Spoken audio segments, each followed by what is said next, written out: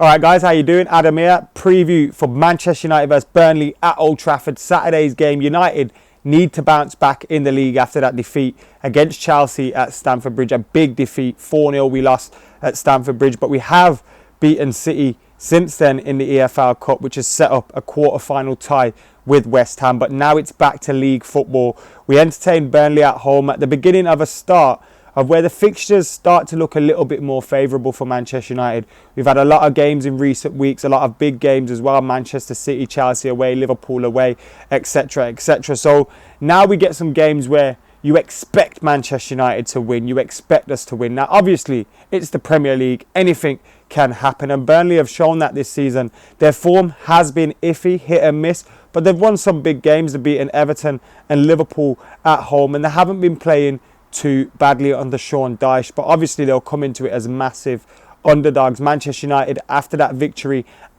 against Manchester City at Old Trafford, will be feeling a lot more confident, as will the fans, and we'll be turning up expecting a few goals. But hopefully the same thing won't happen that we saw happen against Stoke. And Manchester United dominate. We play some of the best football we've played all season, but failed to take our chances. One of those guys that has been failing to take his chances for a while now has been Zlatan Ibrahimovic. His performance against Manchester City, particularly in the second half, was very good, and he can't be knocked for not working and not trying hard, because he definitely is. And I know a lot of people are saying, oh, he's just here for the paycheck, blah blah blah.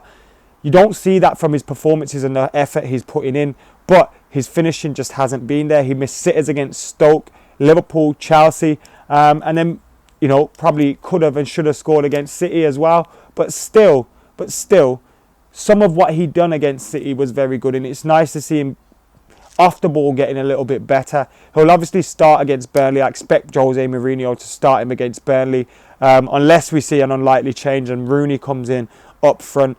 But I expect Zlatan Ibrahimovic to start, and he really needs a goal this game to get the confidence going. Yes, I know it's Zlatan Ibrahimovic, but he'll be needing confidence as well. He's like any other striker. The more chances you miss and the more times you don't score, it'll be playing on your mind. So he needs a goal, and hopefully that goal comes against Burnley. Another place where it'll be interesting to see where we play. Now, Michael Carrick played for us in behind Herrera and Pogba against Manchester City. And Jose Mourinho has been talking about him in his press conference and how he wished he could stop time.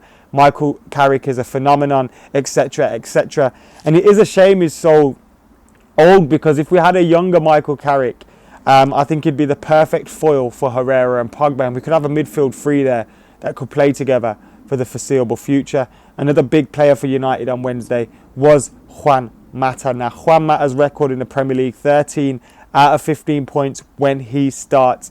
It means he has to start this game. And not just because of that record as well, but his form and his work, everything about Juan Mata has been fantastic for Manchester United. Him and Herrera have been exactly what we need, the heartbeat of the team. They've got us going when we need them to. Juan Mata, he's finally becoming the player that we signed when we bought him from Chelsea. Obviously, he's done incredibly well for Manchester United in the last 3 or 4 years since he's been here. And that's not to say he's underperformed, but we're finally seeing the best of Juan Mata. And that's because we're obviously better as a unit and as a team as well. But Juan Mata's settling in. A lot of people thought he'd leave in the summer when Jose Mourinho come in, but he hasn't. He's stuck around, he's worked hard, and he's kept his position in the team, and hopefully he keeps it on Saturday as well. And thankfully, Jose Mourinho chose to go with him. Ander Herrera is another one that has taken to Jose Mourinho's tactics, style, everything perfectly. And he looks like the manager's...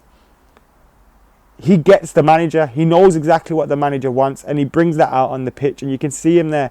When he passes the ball, he also gives you an instruction. When we haven't got the ball, he's working hard to get it back. In defence, in attack, he does things. And I love Ander Herrera for that reason. Obviously, we played Herrera, Carrick, Pogba against Manchester City. It's unlikely we'll see all three start against Burnley, but I wouldn't be surprised to see us drop Carrick and go with Herrera and Pogba and play a little bit more attacking. Do we need to play that holding midfielder against Burnley at home? I'd like to think not. So the team I'd go with against Burnley would be David De Gea in goal, Antonio Valencia, who was fantastic against Manchester City. Then I'd go with, I was about to say Bailey, but obviously he's out. I'd stick with Rojo and Blinden Shaw. They did well against Manchester City. It'd be interesting to see Rojo without that protection of Michael Carrick in front of him. Then I'd go with Herrera, Pogba, Juan Mata in the number 10 position with Zlatan Ibrahimovic up top, and I'd play with, if Marshall's still out, I'd go with Lingard, Rashford. It would be nice to see the likes of Mkhitaryan and Memphis used, but that is very unlikely. Speaking about Mkhitaryan, Jose Mourinho has confirmed he's fit, he's 100%, he's in training, and he's just managing his time. He believes he can get the best out of Henrik Mkhitaryan. There's no issues there, and it seems like just mischief by the press. They're making something out of nothing.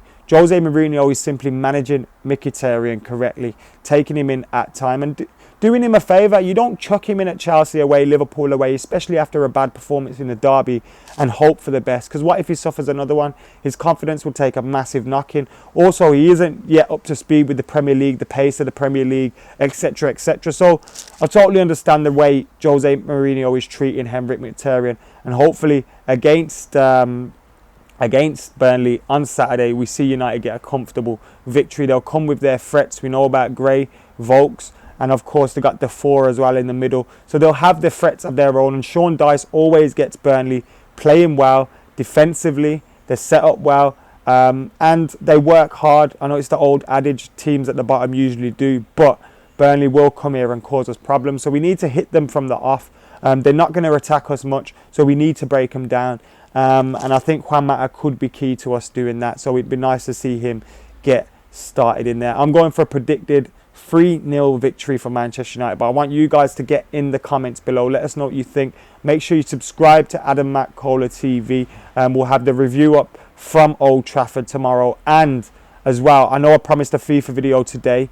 I've got it recorded. I need to edit it and stuff. I've got Halloween pie. It's all madness. So the FIFA video will be up over the weekend. If you hit that notifications button on my channel, then you'll get the notification when it is up. But for now, guys, I'm out of here.